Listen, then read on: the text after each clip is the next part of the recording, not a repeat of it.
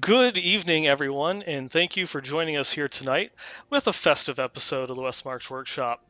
Here in the Western Kingdoms of Sanctuary, tomorrow is Thanksgiving, and even though the world is going through some tough times right now, we still find the time to collectively come together and sacrifice untold numbers of turkeys in the name of Thanksgiving. Little do people realize that Thanksgiving is not just a holiday, but is a proper name.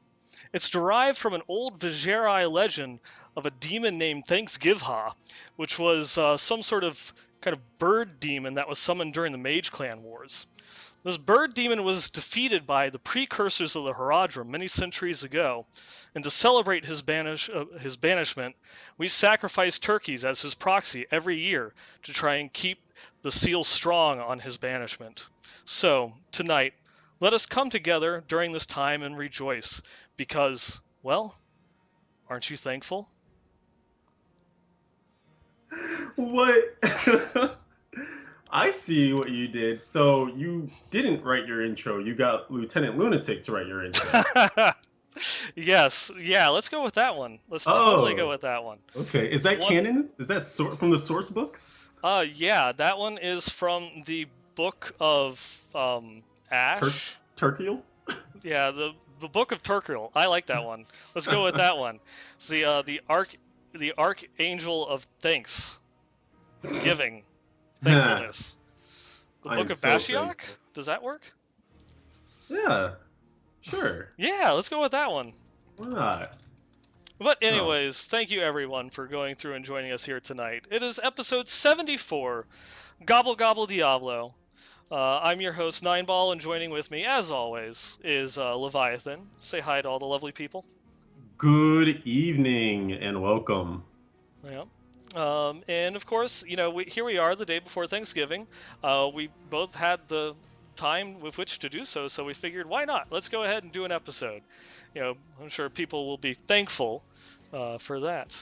Uh-huh. I Yes. always like to believe that, people need kind of that thing that they can rely on to distract them or say like, "Oh, man, my favorite podcast actually just released an episode. I have to go do that for 2 hours and get out of some family time." So I feel like we're facilitating that. Yes. So that's one of those things. If you have a family that you don't want to spend Thanksgiving with, you've got us. We're always here I'm, for you. We'll I'm leave the doing light on. Yeah, it's like I'm doing research or something about um thing, a game. It's practically real life, Mom. Leave me Practically alone. is. It is. It's more important than real life in many aspects. That is true. All the allegories and takeaways that you get too. Hardcore death resonates so fervently with the hardships of life itself. Mm-hmm. We could Mm-hmm. do a, we could do a whole podcast You on that, man. you really feel, and when you lose that hardcore character, you feel the loss. It helps strengthen you, makes you a better person without actually having to go through that loss in real life. Right, and imagine then now Fluffy gets hit by a car, or Birdo has to get flushed down the toilet. You're more able to cope with such losses. Totally. 110%. But It before we go down the dark Yeah, path, yeah, before we continue to go and like far too ranty in this one. So, Leviathan, how has your week in gaming been?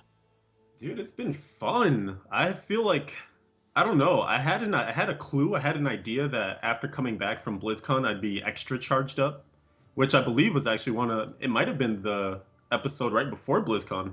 The show title was charged up, but I feel Hmm. extra charged up, just because you leave there, you've got all the feels good man type of things going on. You saw your best friends in the Diablo world, and you got a lot of great info on the next patch. But then you get to come back and actually play. I think the best thing they could have ever done was have that PTR ready to go right when we got back, because it kept the hype train rolling. And Oh, I've been, yes. it seemed like it was a really well calculated move, and I've just been riding that high. So the season, some spoilers. Season got added in to the PTR last Friday. Season 5 is now live on there, Hmm. and I have been leveling up Crusader on that, nice and fresh. Actually had the illustrious Dainty join me on that venture as well. She had her wizard going, so we teamed up on that for a few levels before I passed out. Because I actually did some real life stuff, Nineball. I Oh went my out, gosh. I saw people, I drank drinks. I did some karaoke. I took my parody skills out on the road, man. So we will all be looking forward to your future career as the greatest rival of Weird Al. I mean, it could be my next big break. Yeah, I, time will tell. we'll have to see. I will support you definitely behind that, as Awesome. long as you still find the time of which to do the show. Oh, there, It, there. it I mean, the show feeds the material, right? So I can't have any of my good parodies without doing the show. exactly, and we still have a duet to do at some point in the future. Oh, I haven't forgotten. I've been writing. Oh gosh. Okay, you are serious about that one. I was joking. Okay. Shouldn't Oh have god. reminded me that I've Oh. been working. Dun dun dun. But yeah, not too Things much to else. come. And then after he goes through, writes the duet, and we sing it, we'll start a Patreon account where you'll have to pay us a certain amount of money to never have me sing again. I like that. The reverse Patreon where the perks are things don't happen. Yes. We will not torture you for just a mere $5 per month. Oh, that's good stuff. I just have to stop right here. Long shot is going and saying episode 100 duet plus the beard shaving episode. Never gonna happen. Sorry. No. Mm-mm. No. Better have something cooler planned then, because that's a pretty good idea. Not shaving the beard. Oh man, Mm-mm. can't stop, Won't won't do it. stop. Can't stop. Won't stop. But pretty much nothing else to report from the Diablo world. Did some of that leveling up, and I mean, my we've talked about this in the past, but one of my favorite parts about the beginning of the season is the uncertainty of it all. Like you're just really going with the drops that you get. You want sets, you want certain sets, but you kind of have to luck into them early on before things start dropping on you. And so I actually lucked into a bunch of Roland stuff, and I had yet to do any Roland's testing on the PTR. So it was great to actually try to do some sweep attack stuff, learn how the new buff to the six piece was working out, and man, it was a lot of fun. We streamed a bunch of it, and people were really getting into it, asking questions, and trying to figure out like if it could be a thing again. And Mm-hmm. maybe the answer is maybe. Yeah. No, and that's one of those, playing around with the Crusader on this season. Even though obviously like Seeker of the Light is so much more powerful than Roland's, I felt Roland's was more of like a satisfying play style. It just felt better, especially for, going through and farming because you had shield bash. You just had a kind of a movement skill tied into your DPS, so it felt just more cohesive running around and Exactly. killing things.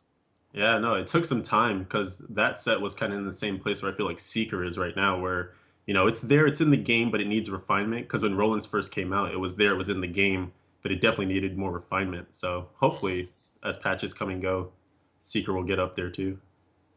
Yeah, well, I have to go through and see because I know they have a lot of tweaks and stuff that they're still doing to the sets because like this has only been like what, kind of, I guess, spoilers for some of the topics in the show. It's like we had the patch last week, but then we had hot fix, which essentially was a patch. Yeah.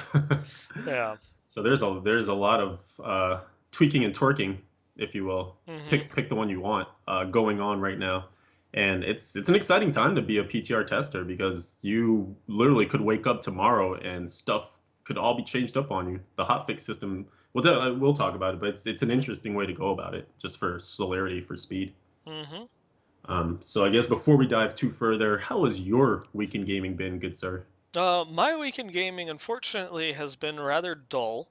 Haven't had too much time. Work is eating up a lot of my time lately. Uh, Today, well, this is the end of my last 5 day work week, and going forward until January now, it's all going to be 6 day work weeks. Oh Though boy. this last weekend um, was particularly rough with the release of Mockingjay, and so went out with some friends, had some drinks. And this will be the scary thing for anybody that was drinking with me at BlizzCon. I drank too much. I didn't think it was possible. Yes, and so I drank a lot. And so I was basically, luckily, I had Monday off because I was out of commission until like 5 or 6 o'clock in the evening. Wow, Yeah, it that is a was hangover and a half. it was a hangover in 3/4, I would say. I would dare wager. Um, and so that kind of robbed me of my one day off. But the nice thing is, I managed to recover in time and was feeling much, much better. Because Monday evening, I got invited on to another podcast called Geek or Die, run by the guys over at D20 Crit. And it was just like a general, like, kind of like geek nerd podcast where everybody brings like one topic to the table, and then we kind of like round table discuss it. And it's just a very open format. You're free to go and talk about whatever it is that you want. And we talked a little bit about BlizzCon. We talked about I brought up Ash versus Evil Dead. Absolutely loving the series. um, and if you haven't watched it, you should definitely go and check it out. uh, we talked about Star Wars, Avengers, and all those other types of stuff. It's really cool. Keep an eye on my Twitter, and because I'll post it whenever the episode itself gets posted, so you can go and give it a listen. It was a lot of fun hanging out with the guys over there. Vincent and such from D20 Crit had a lot of fun. Can't wait to share that episode with all of you. I'm looking Um, forward to seeing it. yeah, and then today, I got like my first chance since coming back from like BlizzCon to like really get in and play a decent game of Warhammer, but it was against a new guy. That was like his third game ever, so I had to make a real fluffy list to not basically like go easy on him, and I went too easy. I almost lost. Had like three models left on the board, but still managed to take objectives and win the game. But it was one of those ones where it's like, okay, all right, don't I don't need to go that easy on people, or maybe I'm just getting out of touch and I'm just bad at the game now. So we'll have to see. Gotta Oh, step your game up, son. yeah, and so now I'm looking forward to the weekend and all the joys that Thanksgiving is going to bring to the theater. So, not to derail too far, but what are some of the holiday hits that we should look out for? Obviously, we were talking Uh, about some Creed before we started. Yeah, we were before in the pre-show. We were talking about Creed, like a what is it, Rocky Seven? I think kind of like the unofficial title. Hmm. I'm actually really looking forward to that. Premiered yesterday. Haven't had a chance to watch it yet, but that's one that I want to see. I think that might be a lot of fun. It's gotten really good ratings. Obviously, Mockingjay is still doing incredibly well. I still gotta Going see on into that. the weekend. We have the other new movie, Victor Frankenstein, which is getting eviscerated on Rotten Tomatoes, but looks like it might be a stupid good movie. Like one of the reviews I read for it, is like this is the most unintentionally funny movie of the year. I was like, oh, that's my type of movie. I like those types, yeah. Yeah, I was like, I like that. That's why I enjoyed The Visit so much. Uh, yeah, those are some of the big ones. There's also another one, Trombo, which is kind of like a common. It's a pseudo realistic film documentary type thing, or look back at like the whole Red Scare and a lot of the blacklisting that happened in Hollywood during that time, like the Hmm. 40s and 50s, which looks to Sounds be pretty interesting. yeah, it sounds Uh, potentially interesting. yeah, so a lot of interesting stuff going on in the movie world, but of course all of that pales in comparison because in like 3 weeks Star Wars is coming out. I guess two Yep. weeks. What is that? Like Yep. a little over 2 weeks now. Star Wars is coming out, and nothing will be the same. Nothing Except will be the Diablo. same. Well, actually, Diablo might be different too, Yep. though, with all these With changes. all the changes that we've been getting recently, 2 weeks is a lot to ask for the PTR to not change. Seriously, though. I And mean, where should we even start? Where should we jump in? I mean, like one thing that I know a lot that has gotten a lot of people talking is this most recent set of hot fixes that came through. I think it was yesterday, right? That's correct. Yeah, it was the 24th for those that aren't listening live, and it's a hot fix with like the finger quotations in the air Hmm. because it basically was a patch. Yeah, It, the amount of adjustments there, definitely. mhm. So it was a huge number of just like set balances, item balances, and it was like basically it's like all good across the board. Where they've already taken all this feedback from only 2 weeks of testing. It's like, well, this build is still weak. Like the only workable like Zunimasa's build is still just Carnival. It doesn't work for a pet summoning build. Like Helltooth is better than it, and so oh, okay. Well, let's buff a lot of the pet damage, and will increase the Zunimas's buff so that way, or the duration of the buff, so that way it's easier for the pets to keep up, since their AI can be kind of like wonky at times because you can't instantly tell it attack, Right. like you can with Carnival. So they're doing all like these little tiny adjustments to go through and say, oh, hey, we'll try and make it better. We want to give you more avenues to play with, more builds to do.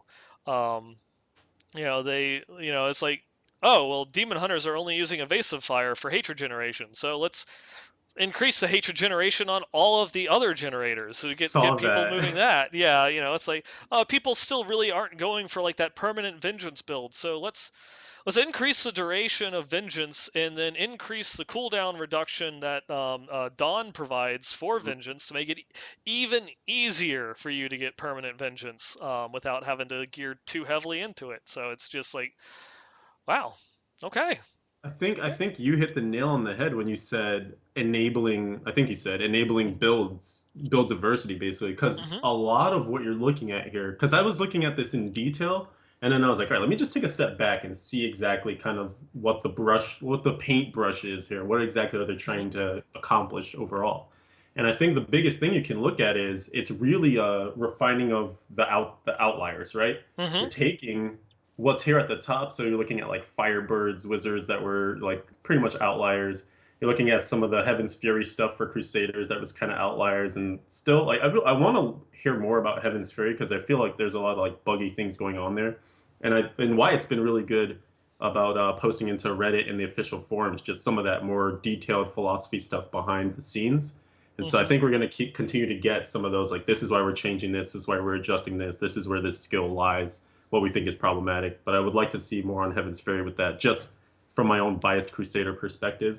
Mm-hmm. Um, but in general, it really seems like they're taking those builds that were outliers, bringing them down a notch, taking the classes that needed some more love, like the Barb. The Barb got tons of stuff. Like everything from Might of the Earth basically just got better. Like Mm-hmm. the base skills that you're using with this, like Earthquake, Avalanche, um, Seismic Slam, all those other things, they're all getting just damage bonuses. And then the set itself, its 6-piece damage bonus got bumped up as well too. And so they're clearly like, all right, this, we still want Might of the Earth to be a thing. Like it needs to factor in. So we're gonna bump that up. Witch Doctors, like you're mentioning, got a lot of love as well too. Demon Hunters and some of their other sets also got a lot of love. Like on Hollow Mm-hmm. to Essence got a lot of love with this hotfix too. Oh yeah. And so what I think is what it's really going to do is it's taking this thing that was out here like this. I'm doing all these hand motions on a podcast, but basically I'm showing a wide spectrum and I'm Mm-hmm. narrowing it because I think what they're trying to do is get to that point where yeah, you're going to have some builds that are the best builds, right? They'll be the ones that top your GRs, but the ones that are in the middle shouldn't be that much further from them. Maybe a GR or two or three. And then Mm-hmm. at the bottom, there's probably going to be some other stuff, but maybe as utility like speed farming or gathering up your bounty mats or anything like that. Yeah. Uh, so I think they're moving in a better direction. I think that's the point of like early PTR, right? Is to kind of find those really big outliers and try and shrink them. Mm-hmm. And also, I believe it was what is it? They so far they haven't changed the requirements for like the seasonal journey either. Hmm. For this one, so Guardian still requires the level 60 solo clear. Oh, okay, interesting. Though that's only what it is, and like we've been saying, we're only 2 weeks into the PTR, easily could change. Hmm. So don't take that as as like a given for going through and having to finish season 5. But with that goal of still like that level 60 solo clear, that that I guess kind of gives them like that targeting point where if we can just balance a lot of these sets to maybe get you like close to 60 or within that general area, or I mean, even if we can get any of these sets to give you like a solo 50 clear, relatively easily, and then you still have like one of your four sets can then take you to 60. That is like a perfect kind of like springboard. Well, if you're going through and clearing, greater Rift 50 on anything, you're going to feel powerful, Hmm. going and doing it solo. And if you have one build that can go past 60, then that was, one of my big complaints with the seasonal journey is that it's just, how, not impossible, but incredibly difficult it would be to do the seasonal journey as just a crusader with the Yes. power level of the sets. Yes. So that's one of those with the now everything is being boosted up by by pretty large margins that I think everyone is going to feel like, oh hey, I can do that. That's something I can do. You know. Right. And that's actually a really strong point to raise because the seasonal journey really does feel like if you look at some of the tooltips on it now, a lot of it is kind of directing the player on what to do, how to progress. Like one of the things is get to level 70, and then there's like so it says like reach level 70, and that's like a checkbox. And then Hmm. there's further text that says like once you reach level 70, you can go into like Torment 1 or blah blah blah. Like explains like kind of what should happen next for your character once you reach this point, and you see it over and over in some of the different objectives that they have for you in the seasonal journey. So it would make perfect sense to kind of get to that. Hey, we want you to finish this thing out, get up to a GR60, and you want to go beyond that. Well, hey, the sky's the limit. You can continue to push your builds forward. Maybe you're gonna have to start looking for more specific things and whatnot. But like you were saying, if they can get all the sets kind of at that baseline of hey, you're gonna get as close to 60 as we can. Hopefully, you'll beat it with any given thing that you pick up. That would be an awesome place to be at. Hmm.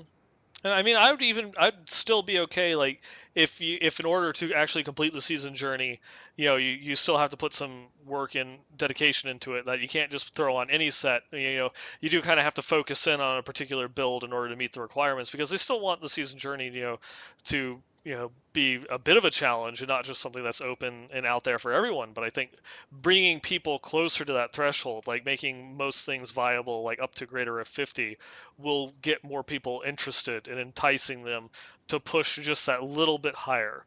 Hmm. That's always been like one of the big things with Diablo is they've always said, it's the type of game where we're okay. We'll push a patch, a lot of people will come back, and then after a certain amount of time, they kind of like will go through and find other games to play.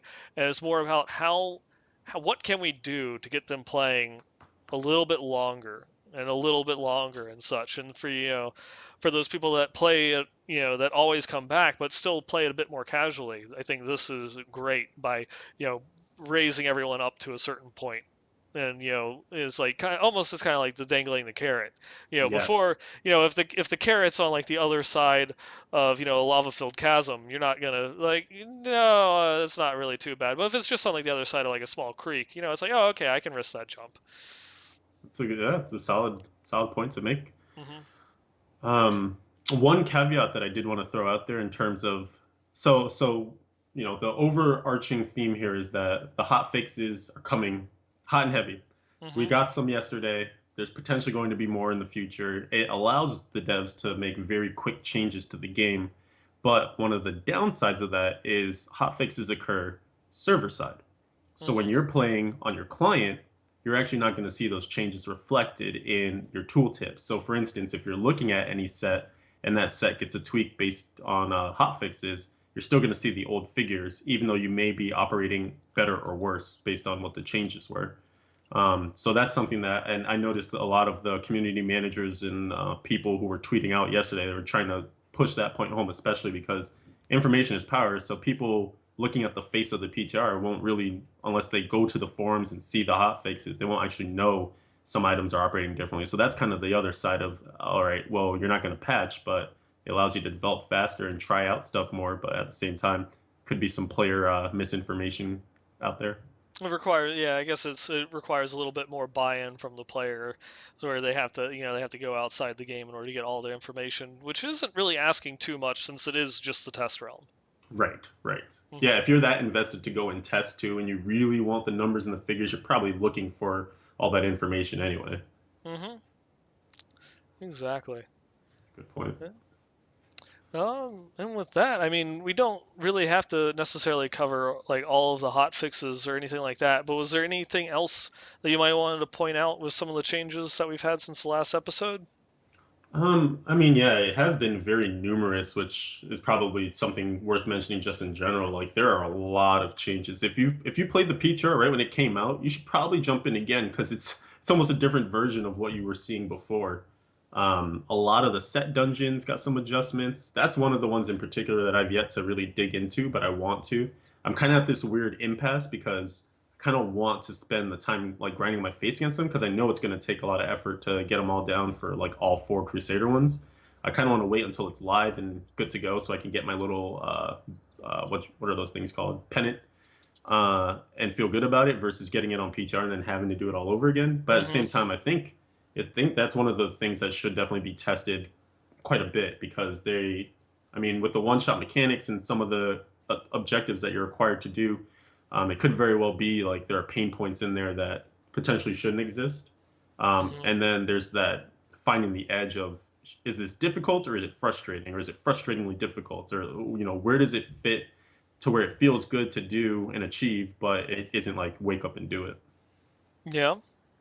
So that's kind of a little rant on the set dungeons, but yeah, there were a ton of fixes and changes here. So I don't know, pick anything. Yeah, that was actually something that Wyatt was talking about on Reddit, with like the set dungeons themselves and responding to a bunch of the questions about like the overall tuning of them. I guess particularly in response to it not scaling. Right, right. Yeah, so Yeah, actually, let's jump into that for a yeah, we second can go here. through. So, I mean, there's is one other thing that I want, but I figured that this would be a perfect transition into transition. one of our other topics. Yeah, I was just going through, and he was talking about like it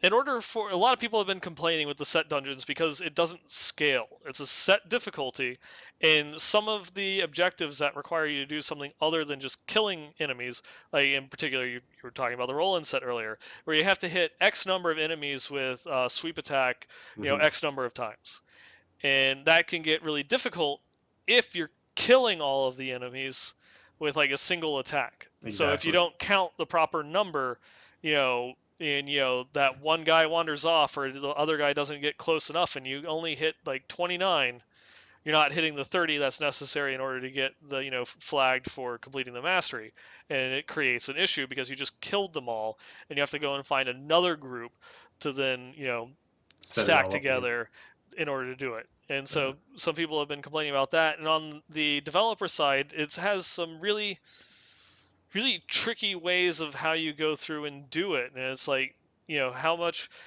do they want to make it so that the dungeons, is it something that's more about gear? Is it more about player execution? Is maybe auto scaling, something that they could implement?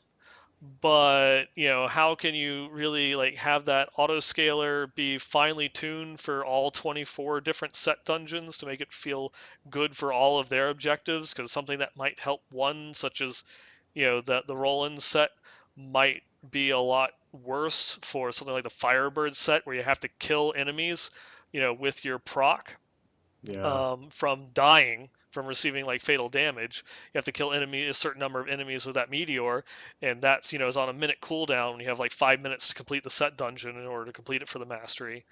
And it's just like one of those like how do you balance all of that and not get it to where where it's constantly scales up. So maybe there's going to be a certain gear point where it's easiest or not, and so you might want to like wear crappy gear anyways to get around it. Or but they figure like right now is just having it as like a set difficulty is something that they can better fine tune the actual difficulty and the challenge of it.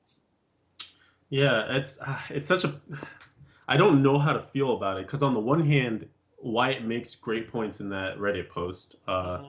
and I totally get where those development decisions are coming from. What feels really weird though is getting to the point where, okay, I have my roll-in setup. I have, all six pieces. I have some of the ancillary stuff like my denial, my golden flints, and I go to the set dungeon the very first time, and I'm just like you saying, one-shotting everything, not able to. I can't spend the wrath fast enough. Like I have to really descale my damage. But what that even leads to is like unassigning paragon points, not wearing certain pieces. Like I took my focus and restraint off. I had zero rings on, and that also meant I had no legendary gems on as well too. And it was just at that point that I was able to better do one of the objectives, but I was still technically overkilling on some of the other stuff. So it just seems like maybe the thresholds could be raised, but again, it's a lot of work because you'd have to really like go and handcraft that for all 24 if you wanted them all to feel good at certain gear points and things like that. So it's hard because everyone's approaching it from different levels. Like someone who's doing a set dungeon for the first time into a season is at a completely different level of gear than someone who's actually using their non-seasonal character that they've built up over season after season after season, like porting all that gear over, and then approaching it, and they have thousands of Paragon points and things like that. So it just feels weird when you have to take stuff off, but I get that maybe that's just part of the challenge, Yeah, figuring out what you need. and I mean that's one of the things where the set dungeons are kind of coming over from World of Warcraft, where they had the challenge modes, and I guess in World of Warcraft they did it. It was a bit easier for them to do it because they were able to cap your gear. Since that in World of Warcraft everything is based off of item level instead of random variations or random values that the items could roll. So you might have a really good roll on a common item that makes you like a lot more powerful. Whereas suppose in World of Warcraft it's just it's like, well, which item has the higher item level? That's the better one, and they could scale, and all the stats scale linearly, based off that item level. And so they could just have a cap difficulty, cap the item level, and they can make everything scale down perfectly. Whereas with Mm-hmm. Diablo, there's so much variations and RNG and like different interactions between the different items that it makes it definitely I can see it being a far more of a headache for the Diablo team trying to copy that over and bring that in that same feeling and that ability to feel like accomplished. Like, yeah, I completed all four of my class sets and I mastered them. I'm awesome. I'm cool. Mm-hmm. And that's the rub is trying to make sure that it still feels challengingly, like rewardingly challenging, and not like a cakewalk. Because especially when you're doing it just for the EPing, really, at the end of the day, just to get those wings or that pennant, or be able to say I have mastery over my class. There's no compelling reason, and when I say compelling, I mean like you don't gain a reward, a true reward, like a huge cache that spews tons of blood shards and everything. Like, there's no reason for you to do it per se, besides just saying like I want to engage in this activity. So at the same time, it should be difficult because you're saying to yourself, I'm taking time out of whatever farming I could be doing to go and get this done. Um, I guess again, like the thing that I always come back to is like it shouldn't be too frustratingly tough to do, and that can go both ways. It shouldn't be too frustrating and like too difficult, but Hmm. also like not have the requisite difficult necessary to feel like you I'm having like a hard time placing exactly what I want to say about it, but I think we're kind of hitting on somewhere in the neighborhood of the situation. Yep, and it's something where I guess I'm okay with it being something where you have to kind of like tailor your gear and maybe step down some of your gear, use like a non-ancient weapon or something along those lines in order to actually like better facilitate it. If it is balanced around kind of, I think Torment 8 was like the figure that was thrown out at BlizzCon. Right. It was somewhere around in that area. Um, that's not too bad. Maybe it would be better, not as much of an issue as if it was balanced around Torment 10, but just if it's whatever they feel is going to be more like just like approachable by people, and I say approachable, not completable, because it's nice that you want to have something where people will be tempted into trying it, but at the same time if there's to be any meaning to the rewards, then obviously like the just being able to complete it versus mastering it, they have to be two different things. So in order Yeah. for mastery, it's going to need to require time and dedication and having that specifically, farm set, just for completing that set dungeon.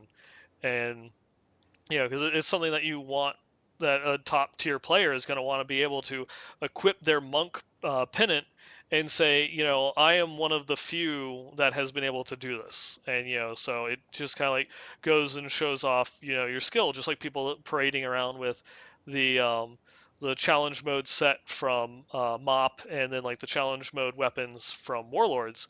That Hmm. it's like not everybody has it. Only few people do. And in Diablo, you also have the kind of like the side benefit of in World of Warcraft, some people just got so good at doing it that they could sell runs to people.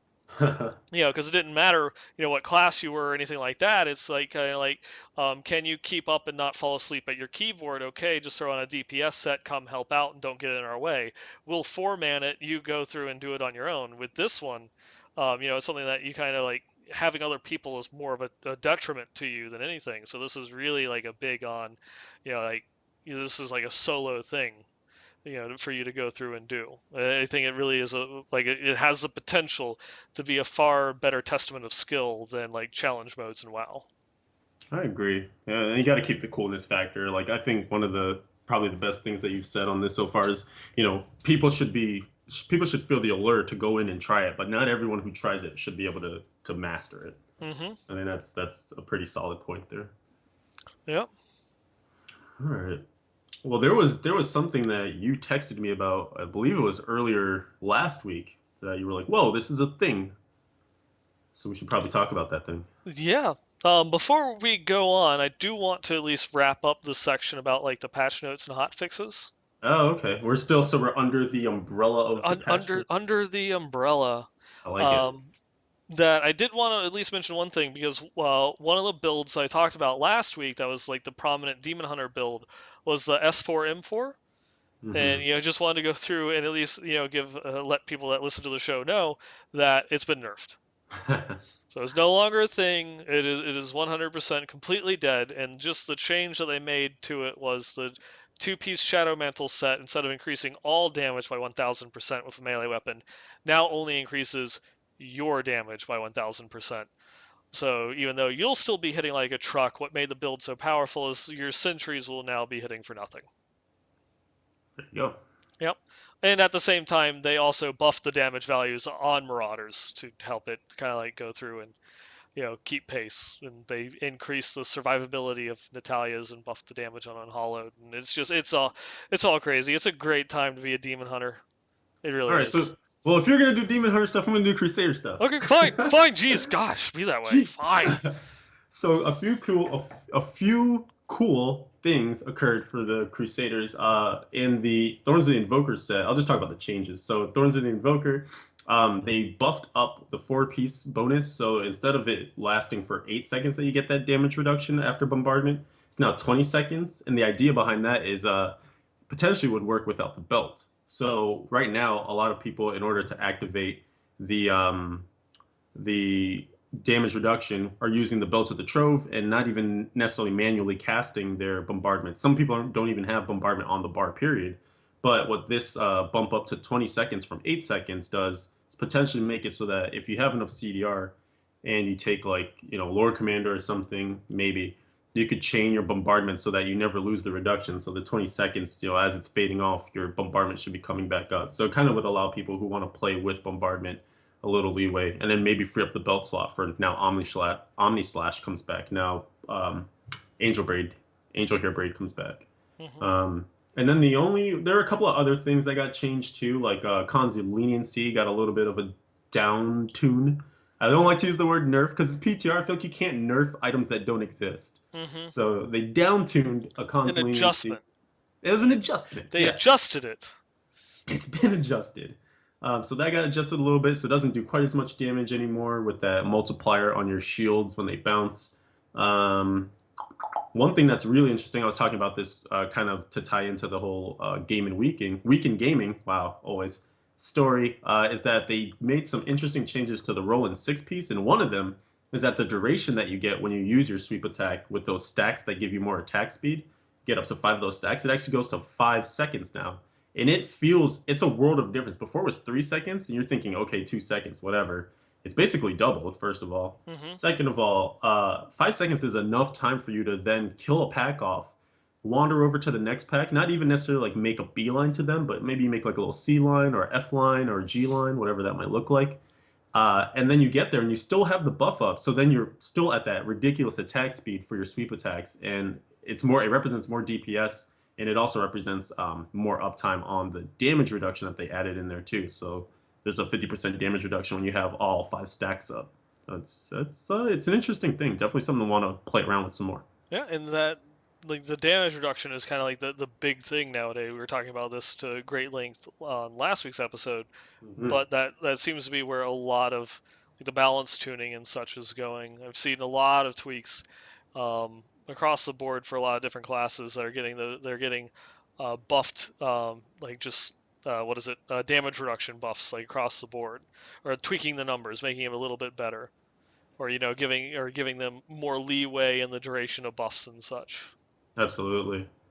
Yeah, I think it's a healthy direction to take it because every patch we get way more damage, but not necessarily way more mitigation. And you don't want to beat the dead horse because, like you mentioned, we did talk about that a lot last week. But yeah, I'm glad to at least see that they're also cognizant of it. Maybe they're listening, and this is why we're seeing some of these changes coming in now. Mm-hmm.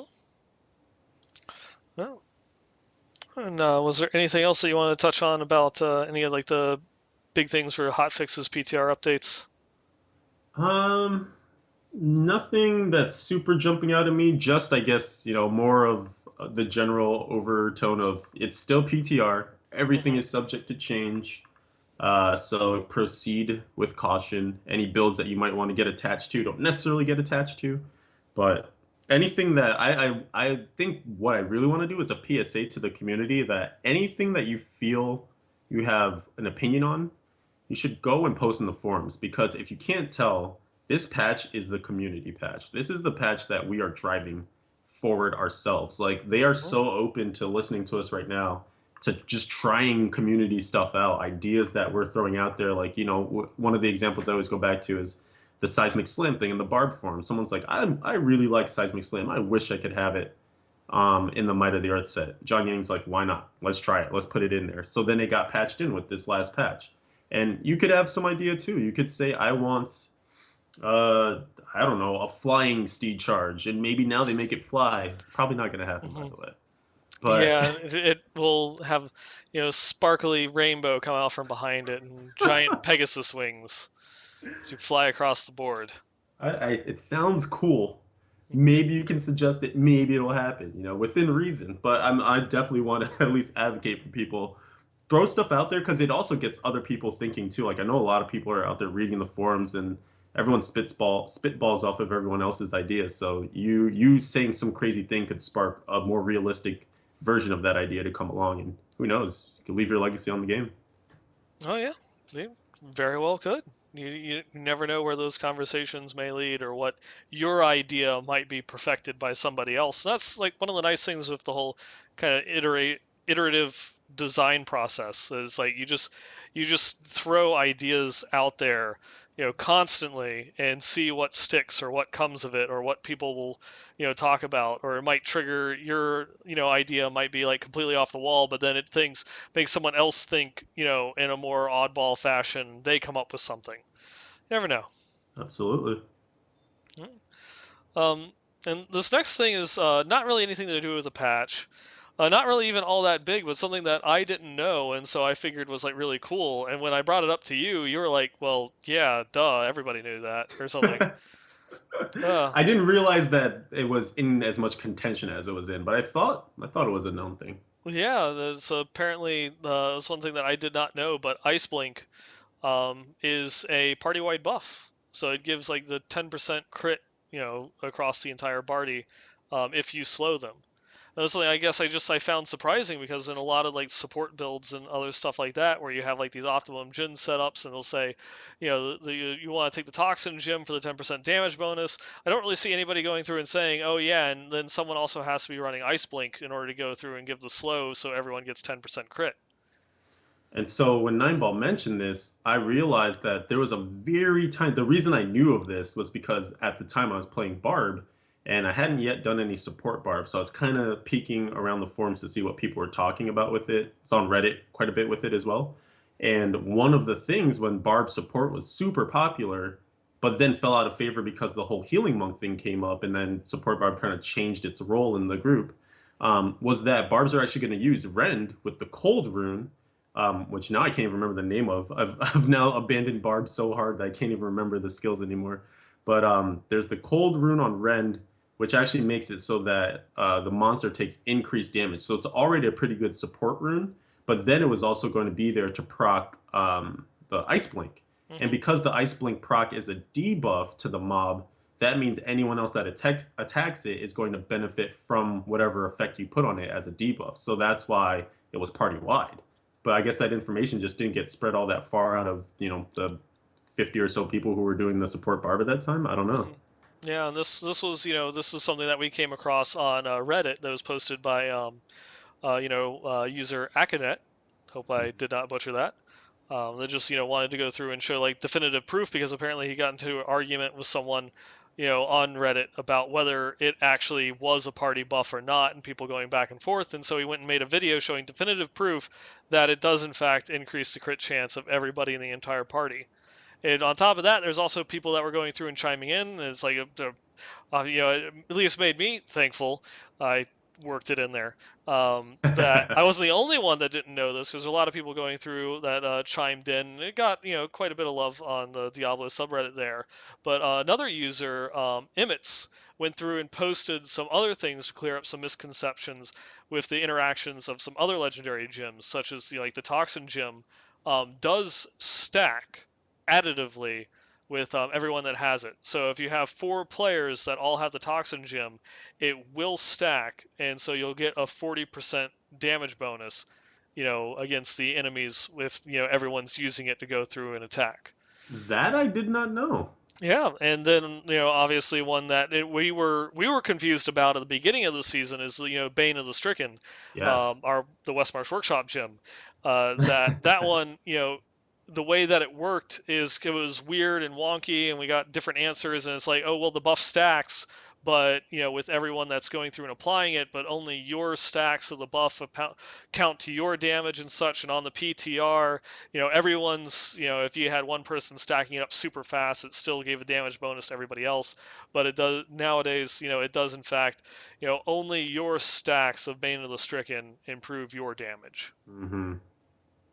Yeah, I think that was something that ended up working in PTR, so it became kind of the nature of it, and then it eventually got changed in the live version. So then people had like a misconception of exactly how it's supposed to work. Hmm. But that's cool. I love when the community like because we could sit here and theory craft and argue all day, right? But when someone just comes out with concrete evidence and they're just like, "You are all stupid. I have the answer. Look at my answer. Look at your stupid. Feel stupid." Feels But stupid. feel stupid. But at the same time, now feel smart because now you know the answer for sure. And that's just exciting because there's no instruction manual to Diablo, right? It's kind of Uh, plug and play, trial and error. You figure it out as you go. But the community is so good about helping each other, and for that, I am thankful. yep. It's just one of those things. It's like, why are you getting so worked up about this? Why are you creating a video about the way the gym works? Because someone is wrong on the internet. Have to be right. People are wrong. They Yep. must be corrected. Yep. Oh man. Hopefully we can get this next one out there for the non-live listeners. This one will be entirely on me. Tomorrow, Thanksgiving, for those that are not listening live, is going to be super slammed for me with work. So I'll see if I can get it up early. But at least it's, I believe, going through. It's not just Black Friday, but it's like through the whole weekend. You do have sale on Diablo 3, particularly the console version, Yes. is going to be 50% off, for Black Friday. So, now would be the perfect time to go in and just uh, grab it, whether it's a gift for someone, you're upgrading from like the PS3 to PS4 version, or you just want to get someone to try it out, or you want to try it out with some of your friends and do some of the couch co-op in order to give it a go. But yeah, for Black Friday, Blizzard is taking 50% off all copies of the console version, both for the next gen as well as the PS3 and Xbox One or And Xbox 360. apparently the reason why PS4 is master console in this case is there's also some sort of code that you can get for an additional 10% off. And so you can stack Oh, it because, of course, people are all about their efficiency and whatnot. So you can stack this code. I wish I knew where. People were talking about it on my stream and I didn't pick up the details, but you can then reduce the price further to like 26.39 or something. I don't know. and save some more ducats that way. Yep. And definitely will try and get that up soon enough so that way you can actually make use of this information. Indeed, indeed.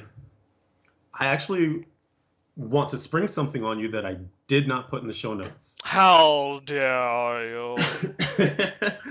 Because I just thought of it, and Shepard in chat had actually mentioned the word conquest, and I was like, oh, the conquests are out. Because now that season 5 is live on, which is really fun to say, by the way, season 5 is live on the PTR, you Mhm. can actually go in and see what the conquests are going to be, and they are interesting, to say the least.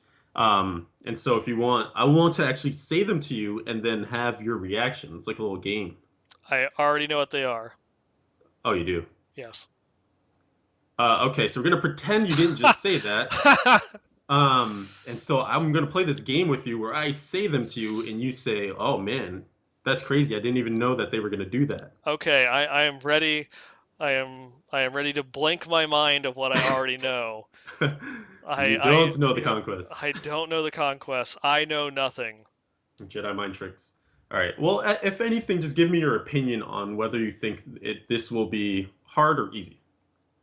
So, Speed Racer's back. Complete Acts 1 through 5 in under 1 hour. Good, love it.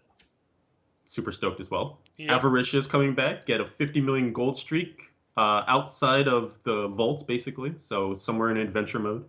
And I believe it's also not in the not Cal level. Oh, I didn't even notice Wait, that no. little. Sorry, I didn't know that. Oh, right, right. Yep. It's good that you don't know what you know. Okay, that's interesting. I didn't read the fine print there, but okay, no cal level. Which makes sense because there's huge density in there, so if you just threw on your Boon of the Hoarder. It would just be far too easy to get at that point because there's so many mobs. But at the same time, I think this is one that the value is left from history. I feel like it should be bumped up maybe to like 75 million or something because now the Gilded Baron exists and you Hmm. can get one in a T10 Rift Yeah, or and not just that, you now have access to a Torment 10 Rift. yeah, yeah, that too, right? Yeah, Yeah. ramped up gold find numbers. Hmm. So I'm curious if that one's going to stay the same. Like I noticed people were saying they just dinged it by virtue of killing Gilded Baron and then a couple of mobs around and just like, oh, I have 50 million gold streak. Yep. Some of the others master eight set dungeons.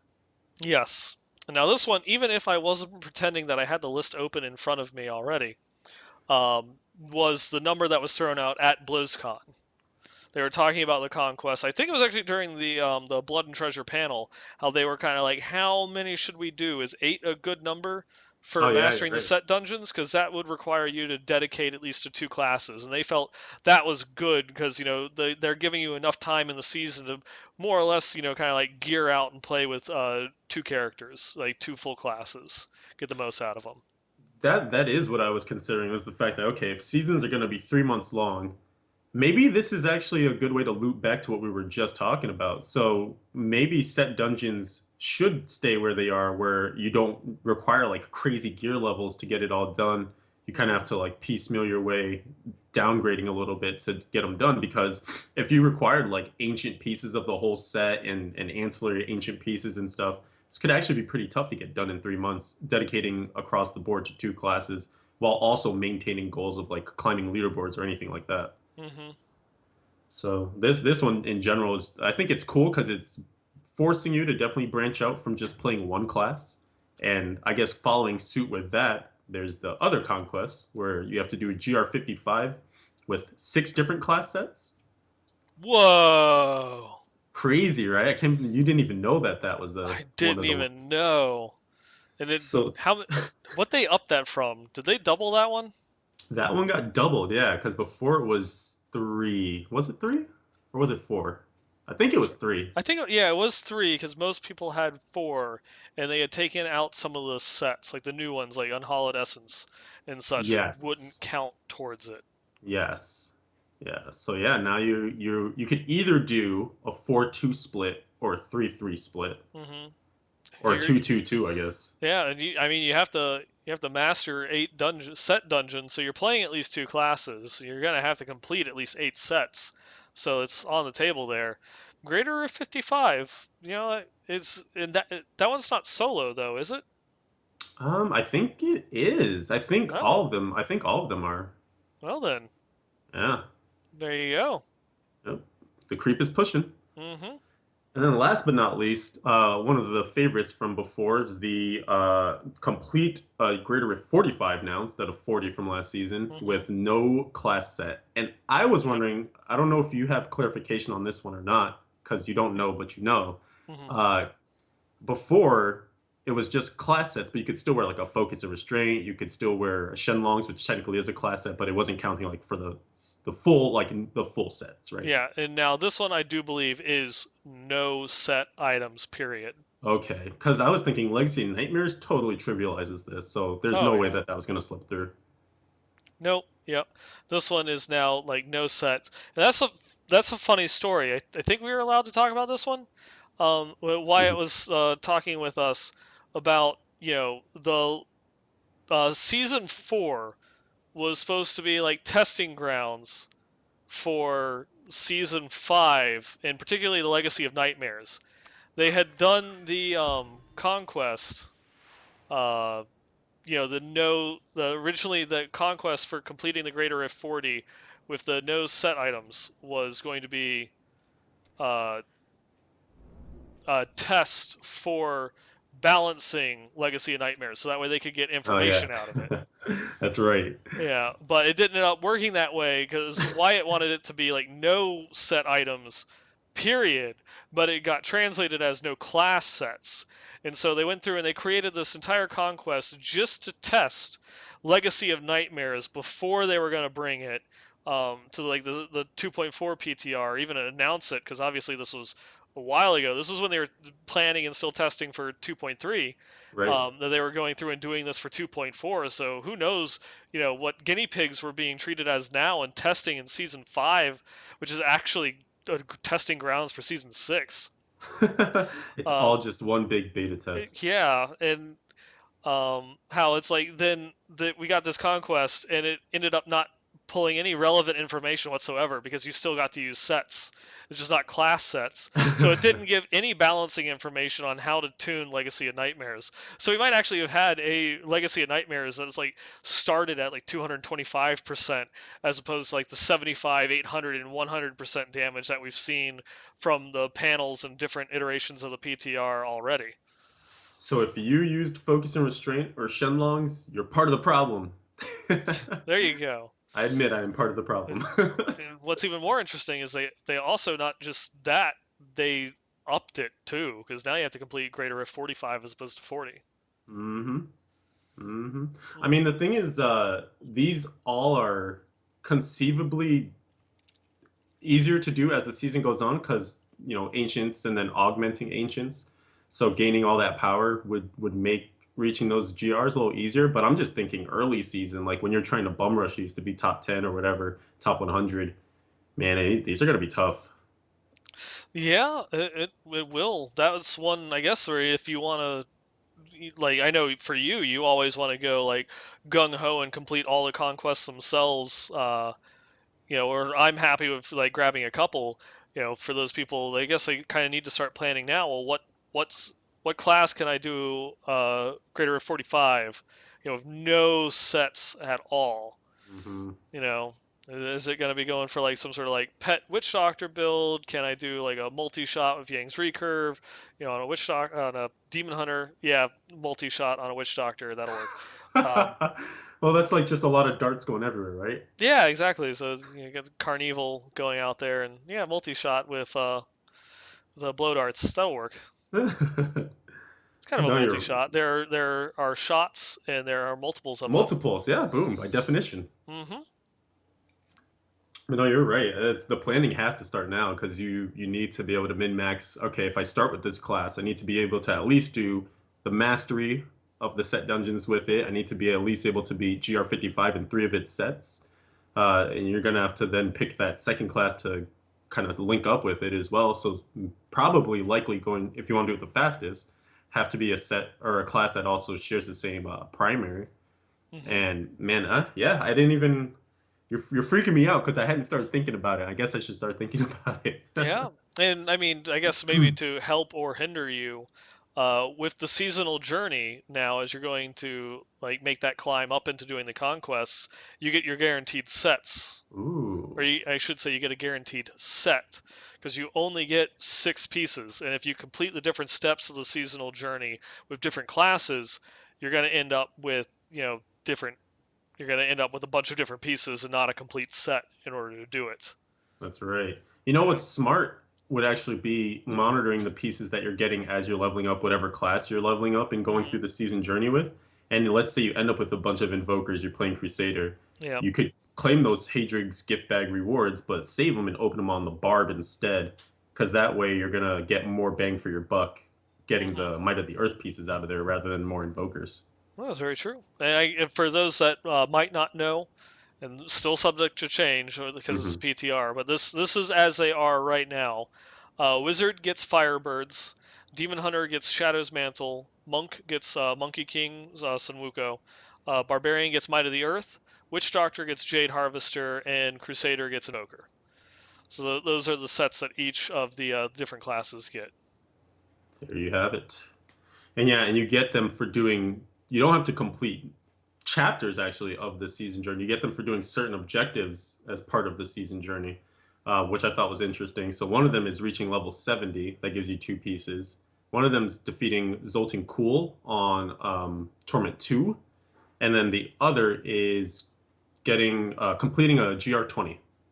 So if you do those three, you don't have to necessarily do all the other steps along the way because you can check off future objectives in higher chapters than you're actually on. Hmm. You can mind game your way, or not. I almost said cheat. You can finagle your way into the set faster than clearing all the objectives for the chapter you're currently on.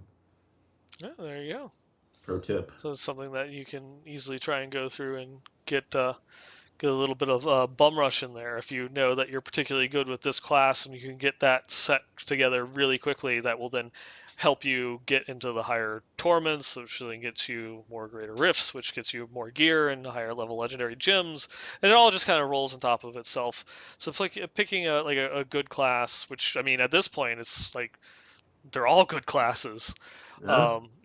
It's just kind of like which one you're more comfortable with, or which one that you'd like to try out the new stuff, because these all have had so these all of these sets have had some reworks on them. Probably, I guess the one that people would be least interested in would be Sunwuko, because it's kind of like sideways at the moment, Yeah. Yeah. But again, subject to change because subject PTR. to change. Yeah, never know. Indeed. All Oh, right. What's the next thing you want to tackle? next thing, if you don't mind taking a step backwards, taking a little journey through time. Ooh, If we go back, I believe like just over 15 years ago, um, that's a small step back through time. a small step back through time. And I mean, in the grand scheme of things, when you think about it, True. comparatively to the age of the universe, it's not Oh, even a step back in time at all. oh, here we go. Yeah, it's all relative. Generally, it's generally relative, or at least that's what Mm, Einstein would say. But anyways, there's this little game came out. I don't know if you heard of it, called Diablo II. sounds like it would be a predecessor to this Diablo 3 thing. Yes, yes, it is in fact. And they made an expansion for it called Lord of Destruction. And I like it. shortly after this expansion, they started doing this thing called Ladder, which you might be kind of familiar with. This Diablo 3 seasons, very, very similar. And well, even though that you have this super old game for like going on 15 years, they still are going through and doing ladder resets. It's crazy, man. Yeah, and one of them was just yesterday, the 24th.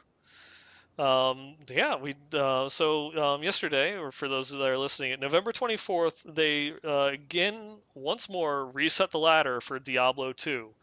This is something that a lot of people have fun with going back, and it's like, oh, it's a fresh start. It's the great thing about seasons and ladders and such. It's like it draws you back in, even if you haven't played the game for like years, like Diablo 2. Dat Mods has been streaming the D2 hardcore ladder. instead of Yes. Diablo 3 lately, which I've had great fun going and poking my head in there every once in a while and checking it out. So it's just one of those ones. If you haven't played Diablo 2 in a while and you're looking for an excuse to do so, hey, the ladder just reset. Go have fun. No, it feels like this. They must be on a cycle because it feels like it was right around this time last year that we were planning one of our group streams to go and do a ladder push, right? Yeah, I think it was actually not to bring up bad memories, but it was around the last ladder reset was actually around the time when you had left the show. Oh, Yes. well, We were kind good of night, making plans to everyone. go through and do that, and then that kind of all got canceled. But maybe we could do something at some point. But That it would be fun. probably won't be anytime soon because I'm gonna have like Tuesdays off, and that's about it. Yeah, we'll have to Hmm. find a way to squeeze that in, maybe. Yep. Well, we'll have to see about maybe doing like a D2 stream or something along those lines with some friends and family or streamers and followers, listeners, people that like the show, people that don't like the show, don't whatever. Yeah, If you come and tell us why you don't like the show while we work on D2 stuff. Yeah, you come hop in the TeamSpeak channel and just like yell at us. Someone with one of those like Jar Jar voice translator things come in. Oh man. Yeah, I get banned in about 30 seconds, but hey, you gave it a try. That'd be awesome. Hmm. And I guess one other thing, if we can transition into others. Transition. Transition. One of the things that I did want to mention, as someone who had a lot of fun playing Barb this past season, season 4, which is still live, by the way, can't forget, S4 still going on strong. Um, Barbs are going to get some love to some of their IK stuff that they're currently doing right now. So anyone who's enjoying kind of the Hoda IK setup, the Gavel of Judgment, and if you're also playing the variant, the less popular but still up there variant of the Seismic Slam IK, both of those weapons are actually going to get the treatment that we're seeing with like a lot of the other ones, Blade of Prophecy, Golden Flens, where whatever skill they prop up, they're just throwing a gob of like percent damage to that skill on the weapon itself as a fifth affix. Um, I think the Gavel of Judgment already has 5, so this might take it up to 6, which would be crazy unless they're just going to get rid of something. But I could be wrong on that. Don't quote me. But I'll have to go back and look. But Gavel of Judgment will come with 150 to 200% Hammer of the Ancients damage, and then Hmm. Fury of the Vanished Peak will be 150 to 200% Seismic Slam, which could actually work in nice with the people who are trying to get the Seismic Slam thing working with Might of the Earth. But this is just one of those things where I want to highlight it in particular because it's John Yang hopping into the forums and saying, "Hey, we know that we did a lot of changes to Might of the Earth with this latest hotfix, but don't worry for those of you who are IK fans, we're still going to give you some love too." So it's just awesome to see again that they're willing, able, ready to disseminate info, to make changes, throw things in, see how it works. And one of the things that he mentions here that's rather particularly interesting is that one of the ways that they wanted to buff builds that are coming from sets is not always to put more power onto the set itself, because what people will do, and it's not any fault of the gamer, it's clever use of what's in front of you as gear, is make combination sets. I mean, you just pointed out one earlier with the S4 M4, right, for Demon Hmm. Hunters. And so it gets problematic because then you're taking these multipliers and multiplying them against each other basically for just crazy outcomes. So one of the ways that they're now mitigating this is to put more of those bonuses that would technically maybe work as part of the set just onto like the ancillary pieces of the set. So you're seeing them go onto the weapons that you would use to prop up that playstyle of with that certain set, different things like that. So it's an Yep. interesting approach. Yeah, and so your kind of like quote unquote 6-piece set bonus is now like a 10-piece set bonus because you gotta have the weapon, you gotta have the offhand, then you need the belt and then the bracers that support it, and so Hmm. So for those who didn't like sets before, maybe now you really, really won't like sets because you need a lot of pieces. I mean, that's one of the things our good buddy Nerdwords was ranting about with the was it Archon Wizard. yep. That set required so many extra pieces before it even got working. But hey, now you have Legacy of Nightmares. Boom. Go crazy. Problem Get solved. down with your non-set self. So I feel like the non-set set is like such a hipster thing. If we had to like rank it among things that exist in the real world, Yeah, I could definitely see Legacy of Nightmares being the hipster set. right? Hmm. It's like I was using non-sets before sets were even cool. I was in vanilla with no sets. I remember playing Diablo 2 without sets. Oh my god. I was in Diablo 2 Classic when you didn't even want unique items. Couldn't even get them. I was just going for cruel two-handed blades, and then I found, godly plate of the whale. This is also the same girl who's drinking your PSL right now. Yes. She's also Are they really good are, at Diablo. are they still serving PSLs? You can at certain stores you can still get them. Pro Okay. tip. All right, there you go. I am not part of coffee culture, so I have no idea. They keep them until they run out of the. They stop restocking the pumpkin spice, but Hmm. you can keep getting it until they run out of whatever stores they have. Gotcha. So as long as the place still has some sort of inventory, you can get it. You can still get Still it. on, They'll just still on never. that. They're just not getting replenished. Exactly. All right.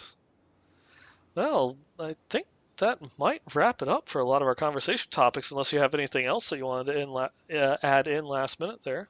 Well, I think something that we can both brag about is that Overwatch excess, and then use that to branch into a segue with this Easter egg you had Oh, mentioned. yes, very true. I completely forgot about that, and even staring at the show notes, completely missed it.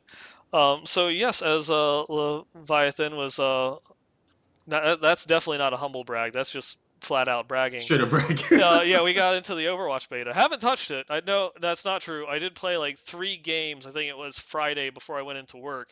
I ran into a TBK, another fan listener to the show, Oh, in one of nice. my matches, and he like kicked my ass, and then I went through and logged out. I had to go to work, not that he kicked my ass. I You were just promise, mad. Admit it. promise.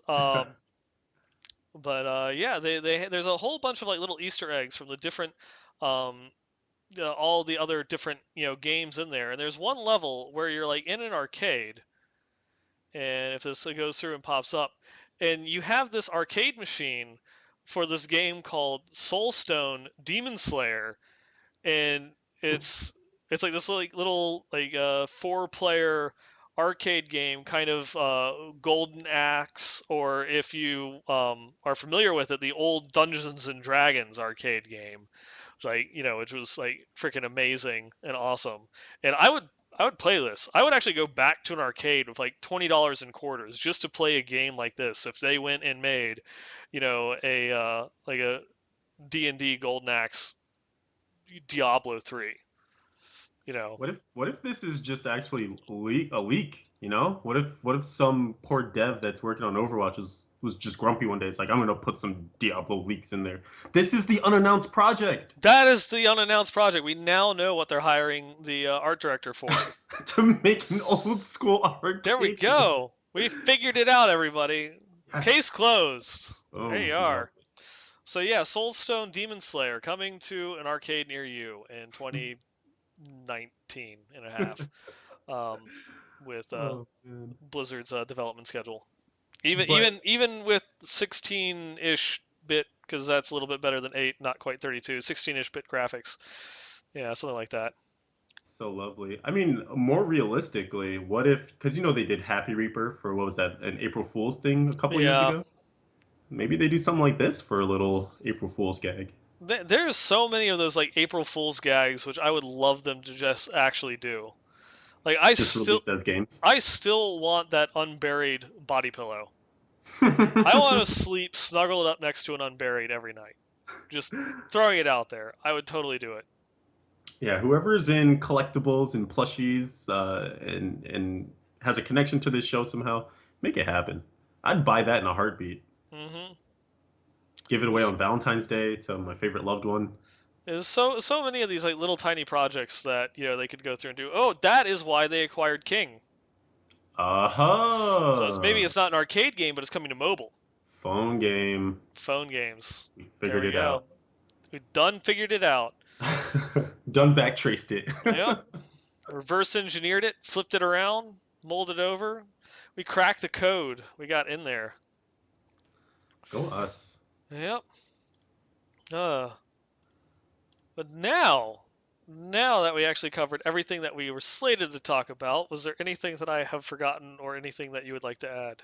I think we did it, man. That was a hefty news section, Yeah. which is fun. Good. I like it. Yeah. Well, so we can go ahead and jump into our community feedback here. I'm Let's ready. see. Community feedback. Dun dun dun. Let me see. Where is. There it is. Okay. Found the first one that we have here. This one is coming in from Uluru. I think that's how you say it? Sounds right. Uluru? Uluru. Yep. He just wanted to say that he's been a loyal listener of the Westmarch Workshop since its inception. So, big heart out to you if you're going through and listening us, from episode one, because he started following Archon on YouTube as one of his since his main character was a wizard, and just discovered the podcast back when we used to host it on Archon's channel. Oh, He's awesome. he's listened to every episode, so definitely cheers to that. I think And that deserves some sort of like green wings in Diablo. That's mastery of the Westmarch Workshop. totally. Totally. I, Boom. I say definitely. So, um, Don, John, Wyatt, if you could go and start working on that, the achievement that you've listened to all episodes of Westmarch Workshop, it's an achievement that you lose every week. Until you So you, catch you up. have to go through and re-listen to it. Whatever it is that you need to go through and do, like hook up with like iTunes, in order to have the battle.net sync with iTunes so they can verify that they listen to it. Don't worry, I'm sure the cost is nothing. You can go through and just do it. Um, Looking forward to it. yep, just looking forward to it. But just wanted to kind of like give some backstory for him, like what he does, what he goes through and plays. And it's really nice to go through and have you as a listener. He does continue to play mainly softcore, and he did recently quit his clan, I guess, to come over and join our clan. Just to kind of be more of the show. We definitely, if you've not in the clan already, I'm sorry for like I've not actually been in Diablo for like the past like week and a half. I'm very sorry. Work has just been killing me um, to verify whether he's joined up or not. Yeah, I've been trying to remember to log into live, and I like my tasks in live now are literally wait until the clan like section loads up, click all the check marks because we actually have some space now. Hmm. So definitely, if you're out there listening and you want to join up, give it a go. We do like the backstories though; they're really fun to get, and they help personalize the request. But yeah, I go in and I click the thing. So I don't even know if I've necessarily seen his name already and clicked it, but I did reach out and say, if you haven't yet, sign on up. We'll get you in there. Yep. And there's one thing that he did want to go through and share with us. He has a collector's gift from 1996. So we're already talking about something that's really old. We got something like even older. And let me go through and try and bring it up on the screen here. Let's see if this will fit in properly. Nope. Nope. There we go. It is an old French. Um, he Post mentioned, yeah, he's mentioned postcard. postcard, yeah. Yeah, I don't know if it actually is a postcard or if it's the manual, but from the original Diablo. Which says par le criters de Warcraft 2. Totally just gonna go through and say that it says from the creators of Warcraft 2. Oh, I thought it was like these are the creatures from Warcraft 2. I was gonna be like, what? All the Diablo things were from Warcraft 2? Mind blown. They're all just skinned and colored differently. This is not Warcraft in space. Yeah, definitely. Thank you very much for going through and showing that little throwback with us here. Mhm. That It does bring back some memories. I remember that because it's like for me, I played the original Diablo, but very little amounts of it. So I don't really want to even say that I like played that game because I think maybe I came across like the Butcher once, played for just maybe a handful of hours, but it was on the PlayStation. Was That's I didn't right. didn't even I didn't even have a computer, let alone like have a potato that couldn't run it. As so. Just had the little electrical things plugged in. So definitely thank you very much for sending in that feedback and that little trip down memory lane, and thank you for being a longtime listener. Glad that we've been able to provide you enough entertainment to keep you listening even after Archon has departed the show. So Yeah, thank much you very much. appreciated. Thank you, I thank you. am definitely thankful. Boom. Nailed it. And reaching back as well into some of the long history of the Westmarch Workshop, we have a longtime listener chiming in, Landshark, we haven't heard from in a little bit. And she says, I've been super busy with real life, but I've been catching back up on the podcast. I want to send some kudos for your great coverage of BlizzCon and the PTR. I wasn't at BlizzCon, and I didn't even have the virtual ticket, but your coverage did a good job of covering the facts. And of course, a welcome back to Leviathan. Thank you for that. Also, she says, funny enough, I won that copy of D3 for the PS4 way before I got a PS4, and now she finally got one. And lack of seasons aside, she's totally getting the next gen console D3 hype. So thank you again. So this is going to go into one of the things that we typed into the letter that we sent with the game. We want to know your feelings. We want to know, now that you finally are going through and playing it on the console, we want to, get your feedback on, how you feel that like the console itself, holds up to like say the PC version and such, and how you like the PS4 version. Better late than never. Definitely, definitely, yeah. Definitely, yeah. But that does it for our emails, but not the end of our community section. No, far from it. We do have a couple of items to show off here this evening. The Uh, items of the week. Yeah. yeah. Yeah. Uh, our first item comes in. This actually comes from Nevik. So rest in pepperonis to your monk because every time that you go through and show off an item, the character dies. So just getting that out ahead of time. Hmm. But he sent in this Shinlong's Fist of Legend. I guess it should be Shinlong's Ancient Fist of Legend, or should it be Shinlong's Fist of Ancient Legend, since it is an ancient set fist weapon? Yeah, where does the ancient go? Yeah, well, we'll figure that out one day. Well, this bad boy clocks in at 2,761 DPS, rolled with 885 dexterity, 945 vitality, was re-rolled for just shy of 23,000 life per hit, came with 14 maximum spirit, very nice, and monster kills grant 225 experience with Ronald McDonald's for a socket.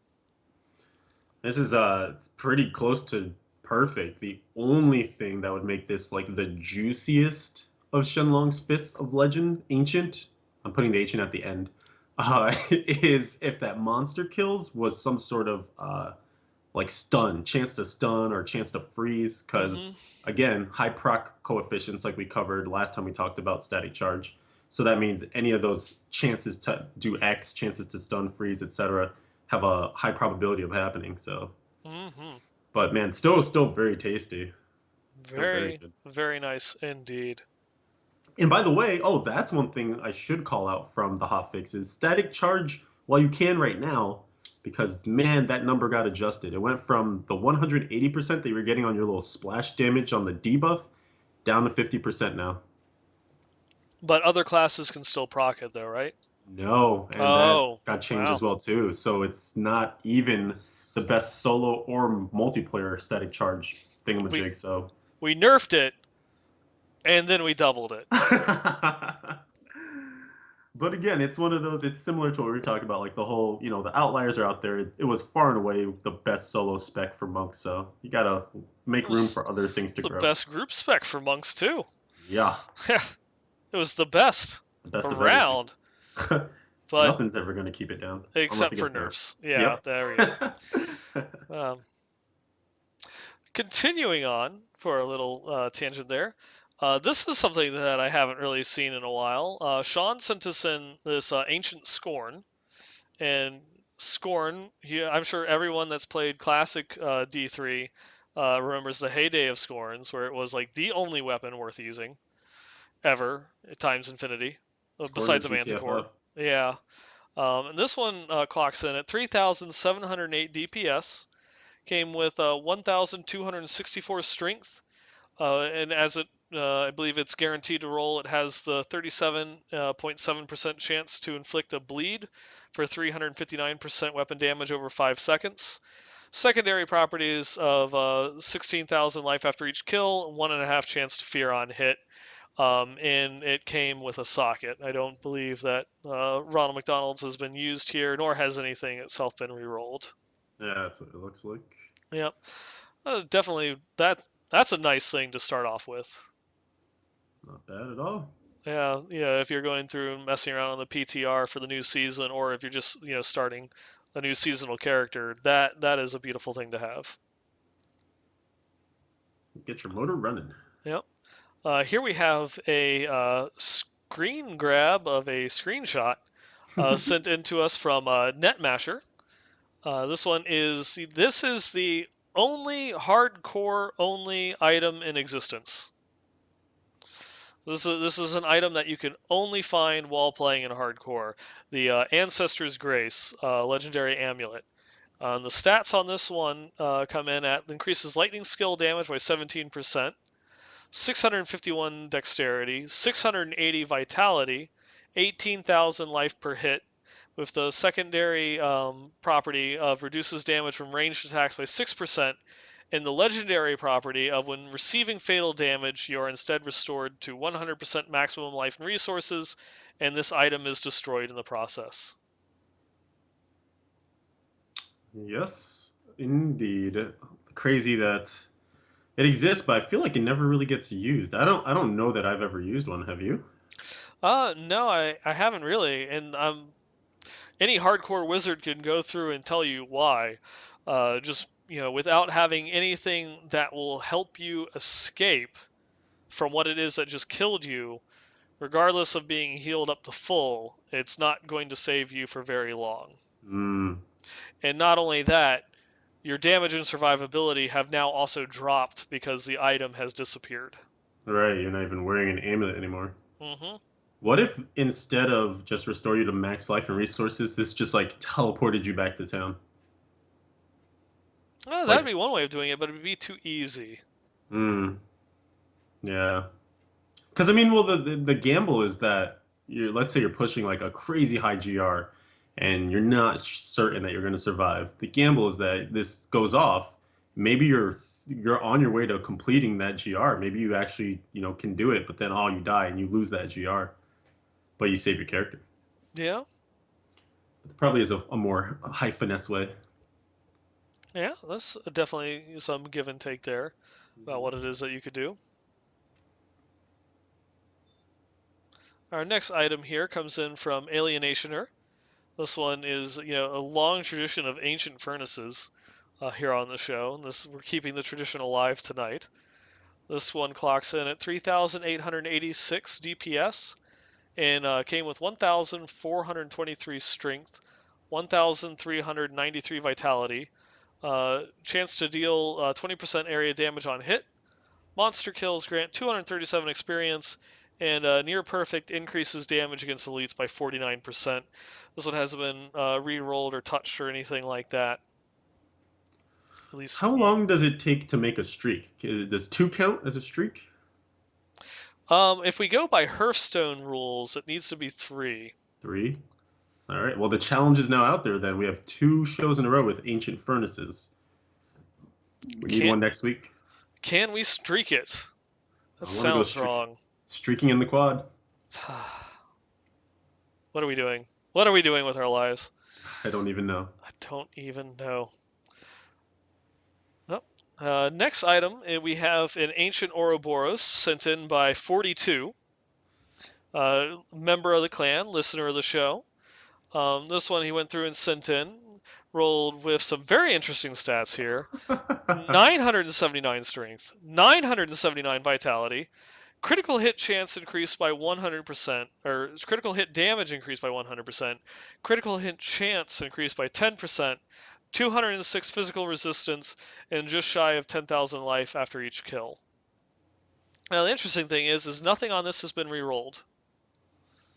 So These that is numbers, just That's just what it dropped with. That's so silly. Like seeing the mirrored strength and vit, and then the Uh-huh. perfect crit hit chance, crit hit damage, and then the Yep. 3/8 in the life after kill Yep. too. Like And it almost feels like this is like someone like doctored it. uh, Like of course you give everyone the benefit of the uh, doubt. Like I'm sure and that didn't like who doctors in Ouroboros anyways. yeah, and the RNG gods are seriously trolling because this dropped on PTR. Womp And to womp. make things even better, it dropped for a Thorns Crusader. Ooh, yeah, that's that's salt in the wound. Yep. For those of you who don't understand why that sucks, thorns don't crit Mm-mm. at all. Nope. Nope. Nope. Nope. That's So funny. congratulations on your Forgotten Soul. It's not even a real Forgotten Soul. Eventually, that Forgotten Soul will be wiped and turned to nothingness. Yep. So, congrats on nothing. Congrats on nothing. Wow. Wow. Just throw it in there. I'm sorry, not sorry. I'm thankful. I'm Aren't thankful you for him sending that thankful? in. I'm there. You go. Now this one, I do apologize. It was a very low resolution photo, so it is going to look a little bit wonky on the screen. This one was sent in from Chris, a European listener of the show. As you can tell on the item itself, this one is it's actually from a German client, and he just wanted to send in because he felt as if it was like very interesting. It was just like a curious item to go through and show on the podcast. This is of course the Herodric hamburger, and he was nice enough to go through and translate the stats on the item for us. I think you This should. Whoa! I think you should read the name in its native language. okay, Legendarar Dolch Einhand. Yep, no, we're stopping there. This one comes in Damn it! at to my English mind, it's a 1.875 DPS, but I think that actually is 1,875 DPS. So we were just talking about that comma and punctuation mark on like previous episodes. hmm But this one clocks in at 660 Stark strength. Oh god, this is bad. I'm not even attempting that one. Increases attack speed by 6%. Oh, come on. You go. Uh, y- yeah, okay, fine. Okay, yeah. We're in the haunted dire. No, no, not doing it. And then reduces resource costs by 9%. With the secondary stats of increases its 8,000 life per kill and 2.3% chance to freeze enemy per hit. I can do that one though. Reducient alle resource costin. There you go. Ooh, uh, 9%. gosh. Easy. Well, Good. this has been German with Leviathan and Nine Ball. And I'm Or actually so sorry. I should say, yeah, this is not how to speak German with Leviathan and Nine Ball. Uh, Der Hamburger. and our final item of the week, coming in here for the show, is a ancient Yang's recurve sent in from Lovecraft. Love the name.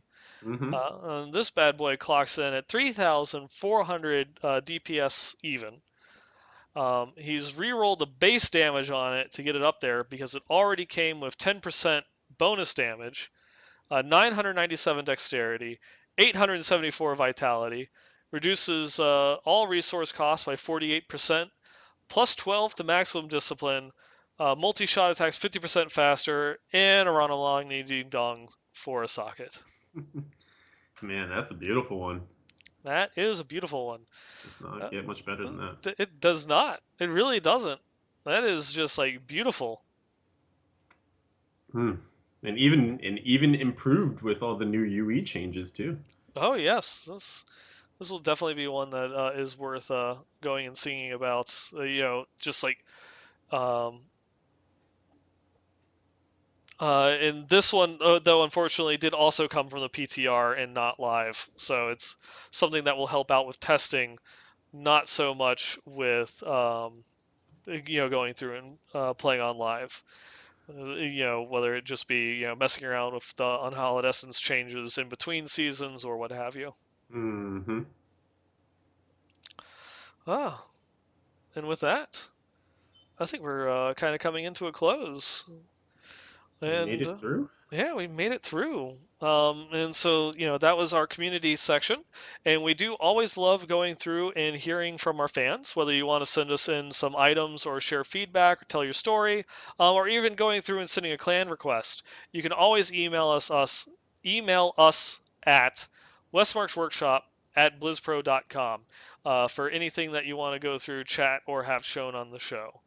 I do also want to give a shout out to gonna butcher this, Conhixa, Conhixja. That's as good as I could have done. Yep. Who went through and gave us a 5-star review on iTunes.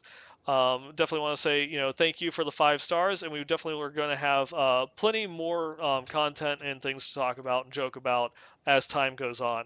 That was our 39th review, so we're closing in that great old number of 42.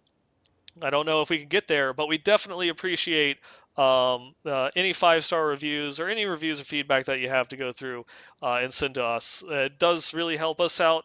It helps us get seen by more of the community. Every week we're seeing a steady trend in the numbers here joining us in live chat going up and up. I've been trying to work on getting some outtake videos together, from some of the pre and after show that I can go and start sharing with some of you on YouTube for those that don't catch the show live, so you can have some fun with us as we go and we talk about inane things and everything other than Diablo, and like movie reviews and TV shows, generally nerdery and sometimes politics, and some heavier subjects. But yeah, I'm working on trying to get that together, so stay tuned for that. In order to check that out, look on our Twitter account. Um, in the near future to go through and find that. I've just been really busy lately, so I haven't gotten it. I have the outtake for episode 73. I just have to go through, edit it, get a little bit of overlay, and do an intro. And I'd have no idea what we're going to do for any outtakes for tonight's episode, but we'll see what we can do.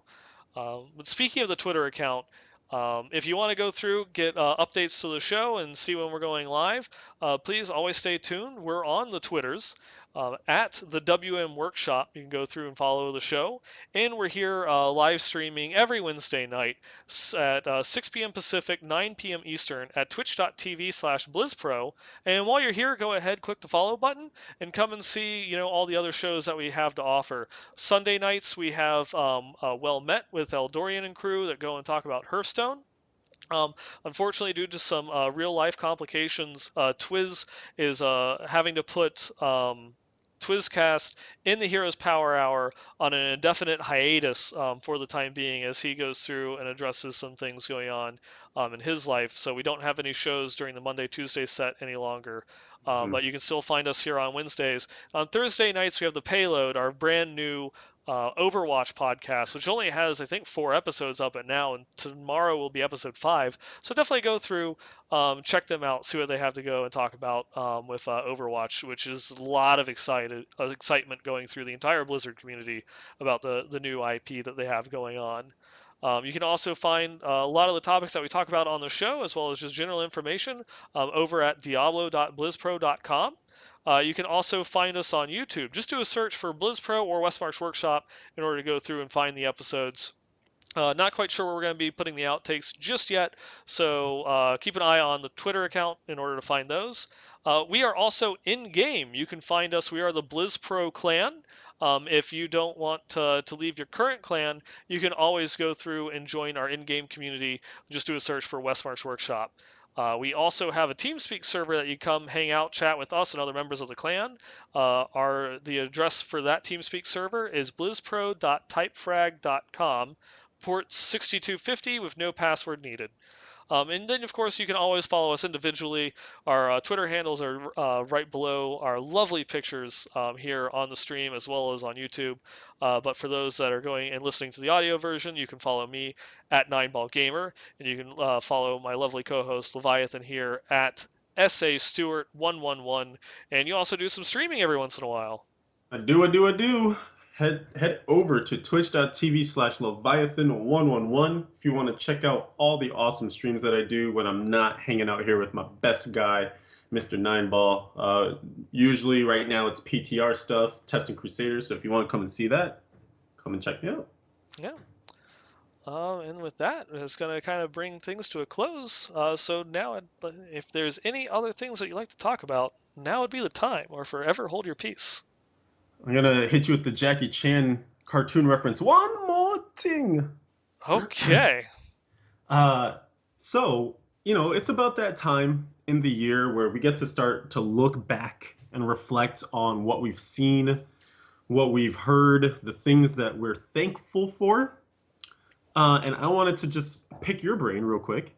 What is it that has happened in the last year of Diablo that you're most thankful for? I see where you've gone with this. That's...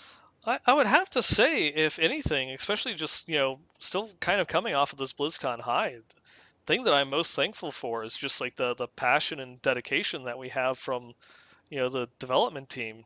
Team 3 is best team with everything that we've gotten from them, for this entire past year, all the updates, patches, content that we've gotten, and it's just getting better every time, and we have a lot to look forward to, not just on the PTR, but if this is just another patch. What is going to be coming afterwards? And so I definitely really have to say that I am extremely thankful, to the Joshes, Johns, Dons, Wyatts, even like some of the non-developers, like the environmental artists, like Richie and others, that we've met, Matthew, so many other people, that are out there, Brian, Leonard, Kevin, just everybody on the entire Diablo team. I don't know all of your names, but definitely, yeah, thank you.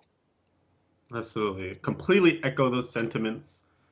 With special shout out as well to the community team, because I feel like one of the things that I am most thankful for is this increased level of interactivity. Like when I was just hopping on Skype with you, I was reflecting on some of the just awesomeness of the post BlizzCon high, being able to keep those lines of communication still open, like, being able to just hit up Brandy and say like, hey, what's going on? We're just talk about some Diablo stuff.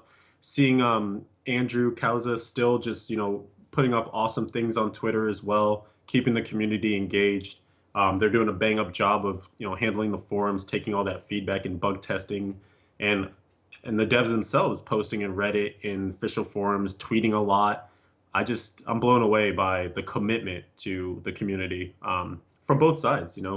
We're here, we're still doing episodes. The show is going nowhere. Hoping for another year of shows, make it to Thanksgiving again, and do this whole thing over. But seeing it mirrored on the other side too really shows that the commitment is high, and we're all in for this crazy awesome ride. Hmm. For sure. So thank you to everybody on the Diablo team for making such a great game and just wonderful. Like we will sometimes comment on like how the Diablo community can be vitriolic, but you just like such a great community to be a part of. That it exists in and of itself is just wonderful. Amen. Yeah. And with that, everybody, good night.